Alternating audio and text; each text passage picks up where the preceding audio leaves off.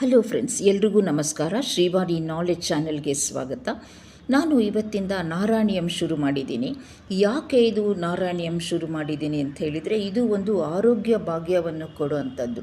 ಇದು ಭಾಗವತದ ಕಥೆ ಥರನೇ, ಆದರೆ ಇದನ್ನು ಹೇಳಿದಾಗ ಮನುಷ್ಯನಿಗೆ ಆರೋಗ್ಯ ಸಿಗತ್ತೆ ಅಂತ. ಯಾಕೆ ಅಂತ ಹೇಳಿದರೆ, ಕೇರಳದಲ್ಲಿ ನಂಬೂದಿರಿ ನಾರಾಯಣ ಭಟ್ರು ಅಂತ ಇದ್ದರು. ಡೀಟೇಲ್ ಆಗಿದೆ, ಅವ್ರ ಕತೆ ಡೀಟೇಲ್ ಆಗಿದೆ. ಆದರೆ ನಾನು ಇದನ್ನು ಅವರು ಯಾತಕ್ಕೆ ನಾರಾಯಣಿಯಂ ಬರೆದ್ರು ಅನ್ನೋದನ್ನು ಹೇಳ್ತೀನಿ. ಅವರ ಗುರುಗಳು ಪಾರ್ಶ್ವವಾಯುವಿಗೆ ತುತ್ತಾದರು. ಅದನ್ನು ಆ ಗುರುಗಳ ಕಷ್ಟನ ನೋಡೋಕ್ಕಾಗದೆ ಅವರು ಆ ರೋಗನ ತಾವು ತಗೊಂಡು ಆ ಬಾಧೆನ ಅನುಭವಿಸೋಕ್ಕಾಗಲಿಲ್ಲ. ಭಾಳ ಕಷ್ಟಪಟ್ಕೊಂಡು ಅವರು ಅದನ್ನು ದೇವ್ರ ಹತ್ರ ಬೇಡ್ಕೋತಾರೆ, ಆ ರೋಗ ವಾಸಿ ಮಾಡುವಂತ. ಅದನ್ನು ಎಲ್ಲಿ ಬಂದು ಬೇಡ್ಕೋತಾರೆ?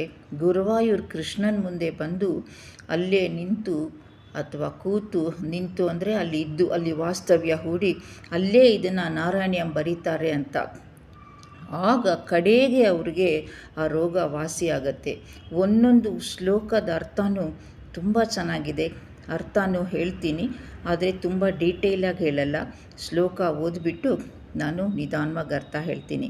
ಸಾಂದ್ರಾನಂದಾವಬೋಧಾತ್ಮಕಮನುಪಮಿತಂ ಕಾಲದೇಶಾವಧಿಭ್ಯಾಂ ನಿರ್ಮುಕ್ತಂ ನಿತ್ಯಮುಕ್ತಂ ನಿಗಮಶತಸಹಸ್ರೇಣ ನಿರ್ಭಾಸ್ಯಮಾನಂ ಅಸ್ಪಷ್ಟಂ ದೃಷ್ಟಮಾತ್ರೇ ಪುನರುರುಪುರ ಪುರುಷಾರ್ಥಾತ್ಮಕಂ ಬ್ರಹ್ಮತತ್ವಂ ತತ್ತಾವದ್ಭಾತಿ ಸಾಕ್ಷಾತ್ ಗುರುಪವನಪುರೇ ಹಂತಭಾಗ್ಯಂ ಜನಾನಾಂ ಅಂತ ಹೇಳಿದರೆ, ನೋಡಿ ಇಲ್ಲಿದೆ, ಗುರುವಾಯೂರ್ ದೇವಸ್ಥಾನದಲ್ಲಿ ಸಾಕ್ಷಾತ್ ಬ್ರಹ್ಮತತ್ವನೇ ಬೆಳಗ್ತಾ ಇದೆ. ಆದರೆ ಗುರುವಾಯೂರಪ್ಪನ ನೋಡಿದಾಗ ಮೇಲ್ನೋಟಕ್ಕೆ ಭಾಳ ಚಿಕ್ಕದಾಗಿದ್ದಾನೆ. ಸುಮ್ಮನೆ ಹಾಗೇ ಅದೊಂದು ಚಿಕ್ಕದೊಂದು ಕೃಷ್ಣನ ಅಂತ ಹಾಗೆ ಅನಿಸುತ್ತೆ. ಈಗ ಯಾರ್ಯಾರು ಉಡುಪಿ ಕೃಷ್ಣನ ನೋಡಿದಾರೋ ಹಾಗೆ ಅಂತಲೇ ಅನಿಸ್ಬಿಡತ್ತೆ.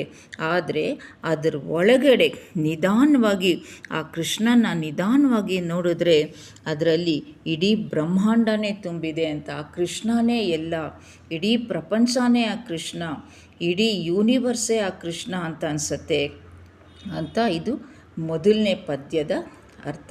ಧನ್ಯವಾದಗಳು. ನೋಡ್ತಾ ಇರಿ ಈ ಶ್ರೀವಾಣಿ ನಾಲೆಡ್ಜ್ ಚಾನಲ್ನ ಎನ್ಕರೇಜ್ ಮಾಡ್ತಾಯಿರಿ. ಹೊಸ ಆಧ್ಯಾತ್ಮಿಕ ವಿಷಯಗಳನ್ನೆಲ್ಲ ನಾನು ಶುರು ಮಾಡಬೇಕು ಅಂತ ಇದ್ದೀನಿ. ಧನ್ಯವಾದಗಳು.